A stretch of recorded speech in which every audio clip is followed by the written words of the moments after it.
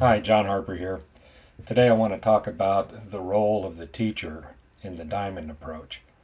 But before we do that, if you haven't subscribed to this channel yet, in the bottom right hand corner of this video you'll see a very little red button. If you click that and subscribe, much appreciation. So let's just get right into this. What is the role of the teacher in the diamond approach? Basically, there are three elements or aspects to the role of the teacher.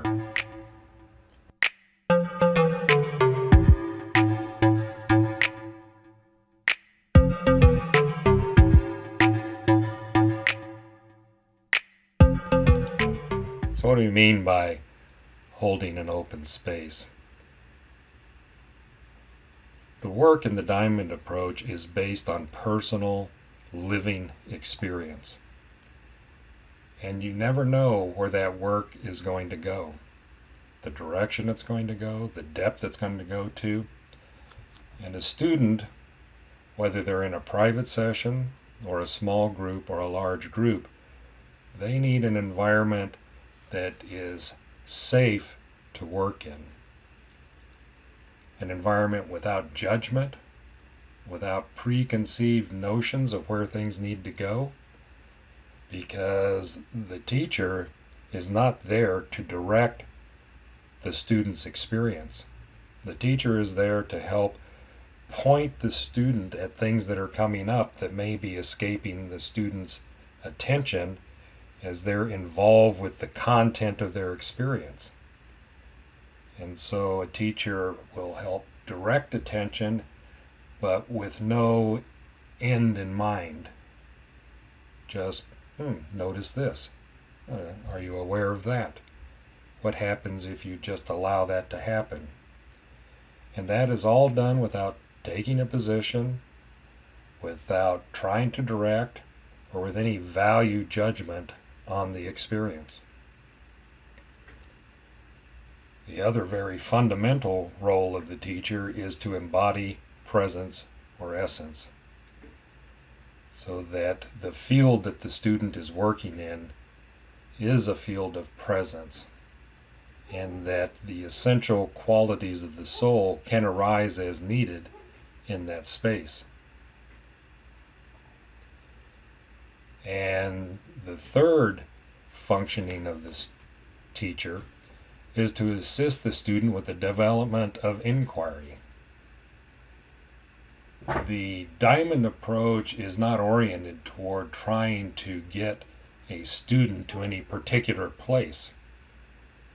It is, however, the goal of the school and the teaching and the teacher to help the student develop the skill to become autonomous and inquire into their own experience in an independent and open way.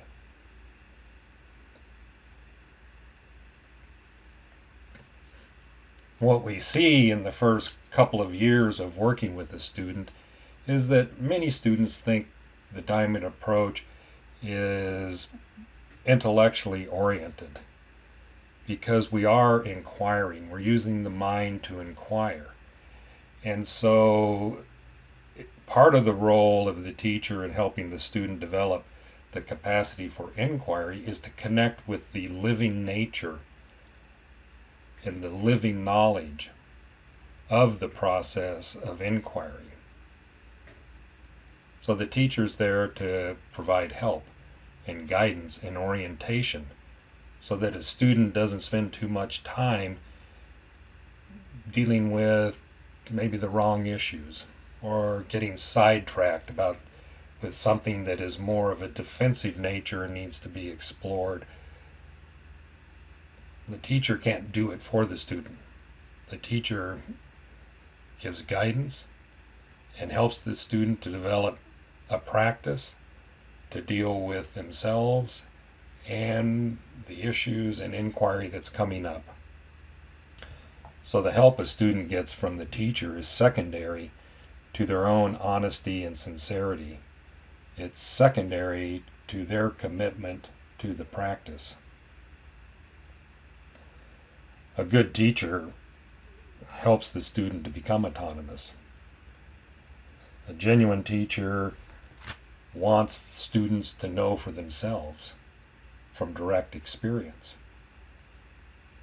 The whole diamond approach is oriented toward that personal knowingness that comes from direct experience, and not a intellectual basis of conceptual knowledge. So let me read you something from Hamid Ali, A.H. Alma's, the founder of the Diamond Approach. The most important part of this work, the part where a school and a teacher are almost indispensable, is that of exposing to consciousness the narcissistic situation. Most people are not aware of the narcissistic nature of many of their expressions. In fact, they resist such awareness.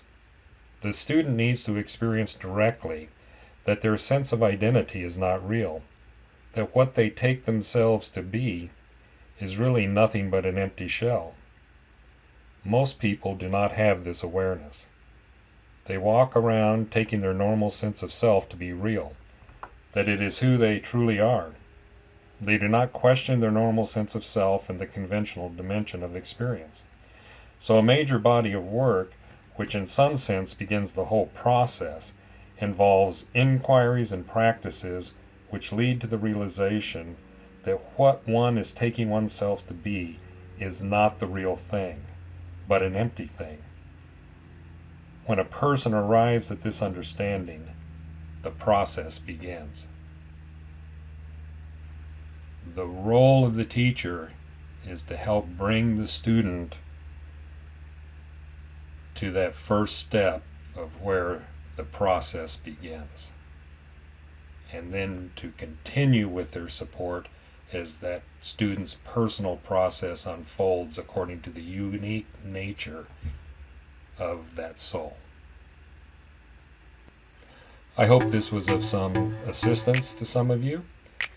If you would like more information on the Diamond Approach, you can head over to our website where we host these videos, and the website address is right here. Until next time.